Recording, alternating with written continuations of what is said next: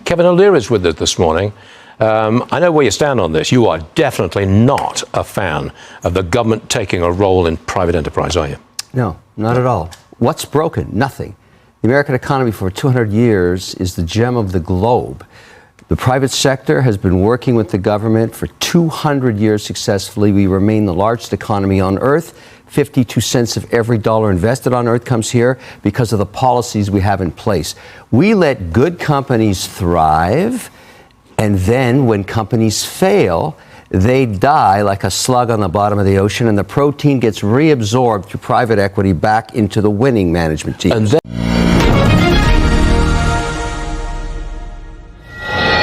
In recent years, a steady stream of headlines, social media posts, and personal testimonies has raised a striking question. Are Americans leaving the United States and heading north to Canada in significant numbers? And if so, why? While the idea of Americans fleeing to Canada can sound dramatic, it reflects a deeper set of social, economic, and political forces that are reshaping how people think about borders, opportunity, and quality of life in North America. Migration between the United States and Canada is not new. The two countries share the world's longest undefended border, deep economic integration, and long-standing cultural ties. People have moved back and forth for generations, often following jobs, education, or family connections. What feels different today is the tone of the conversation. For some Americans, Canada is increasingly portrayed not just as a destination of opportunity, but as a refuge from uncertainty at home. To understand what is happening, it is important to separate perception from reality. Canada has not experienced a sudden mass influx of millions of American migrants. However, Canadian immigration data, housing markets, and university enrollment figures do show a noticeable rise in interest from U.S. citizens across multiple categories. Applications for work permits, permanent residency pathways, student visas, and even dual citizenship claims have all increased at various points over the past decade. The reasons behind this interest are complex and overlapping. Politics is often the most visible factor. Periods of intense polarization in the United States have coincided with spikes in online searches about moving to Canada. Elections, Supreme Court decisions, and debates over social issues have prompted some Americans to reconsider their future. For those who feel alienated by the political direction of their country, Canada is often seen as more stable, less polarized, and more predictable. But politics alone does not explain the trend. Economic considerations are just as important.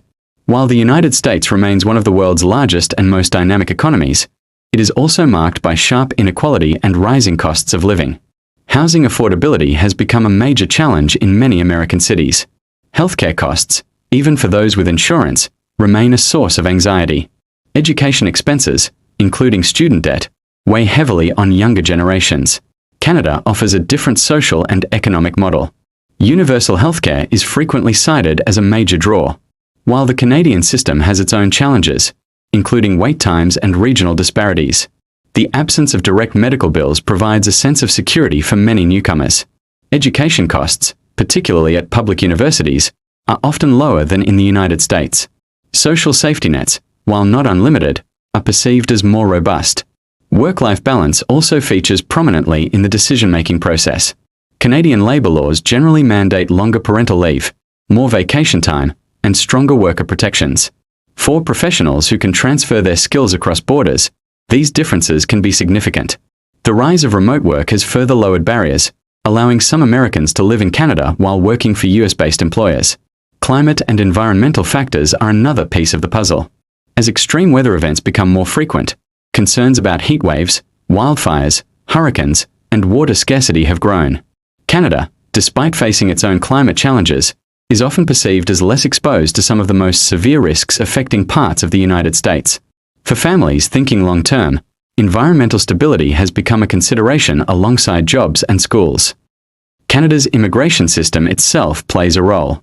Unlike the United States, where immigration pathways can be lengthy, complex, and uncertain, Canada operates a points-based system that prioritizes skills, education, and language ability. For many American professionals, particularly in fields such as technology, healthcare, engineering, and academia, Canada's system can be more transparent and predictable. Provincial nominee programs further tailor immigration to local labor needs, creating targeted opportunities. Students are a key part of the story. Canadian universities have seen rising enrollment from American students, especially at the graduate level. Some are drawn by lower tuition costs, others by research opportunities or immigration pathways that allow them to stay and work after graduation. For young Americans burdened by student debt or uncertain job prospects, Canada represents both an educational and a migratory option. The COVID-19 pandemic also left a lasting imprint. Differences in public health responses, social trust, and institutional capacity shape perceptions on both sides of the border. While no country emerged unscathed, Canada's approach reinforced its image, for some, as a society that values collective solutions. For Americans disillusioned by the handling of the crisis at home, this reinforced existing doubts.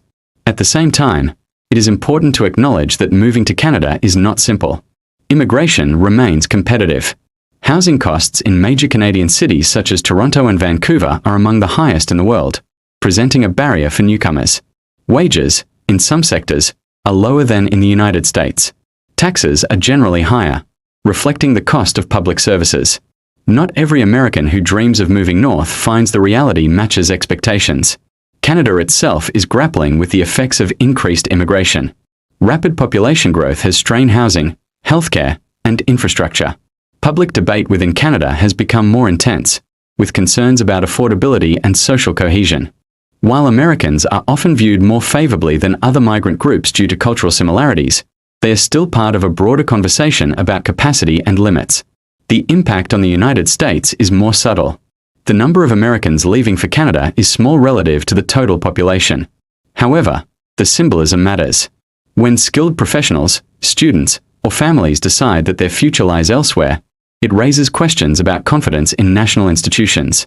Some analysts describe this as a form of soft brain drain, particularly in sectors where talent is globally mobile. There are also regional patterns. Americans moving to Canada are disproportionately drawn from urban, educated, and internationally oriented communities. Many have prior connections to Canada through family, work, or study. Border states and major cities with strong cross-border ties feature prominently.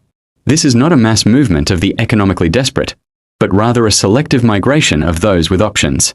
Cultural perceptions play a powerful role. Canada is often idealized in American discourse as polite, inclusive, and orderly. These stereotypes, while oversimplified, shape expectations. For some migrants, the reality of Canadian life, slower bureaucratic processes, harsher winters, and regional differences, comes as a surprise. Integration, while generally smooth, still requires adjustment. Historically, moments of American outmigration have coincided with periods of domestic stress. During the Vietnam War, thousands moved to Canada to avoid the draft. In the early 2000s, political polarization and economic uncertainty prompted renewed interest. Today's trend fits into that pattern, shaped by contemporary concerns but rooted in a longer history.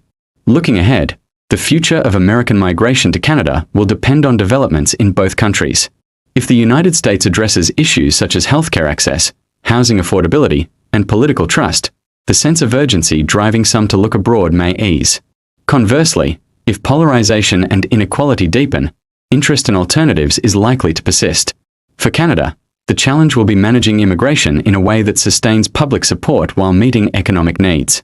Americans are only one part of a much larger inflow that includes migrants from around the world. How Canada balances growth with affordability and service provision will shape its attractiveness in the years ahead. Ultimately, the story of Americans moving to Canada is less about flight and more about choice. It reflects a world in which borders are still powerful, but mobility is increasingly possible for those with skills and resources. It reveals anxieties about the direction of societies and hopes that different models might offer better outcomes. Canada is not a utopia, and the United States is not a country in collapse. But the fact that growing numbers of Americans are seriously asking whether their future lies elsewhere is itself a signal. It speaks to a moment of reassessment, where people weigh identity, security, and opportunity in ways that transcend national narratives. As North America navigates an era of rapid change, migration between the United States and Canada will continue to tell a quiet, but revealing story about what people value, what they fear, and where they believe they can build a stable life.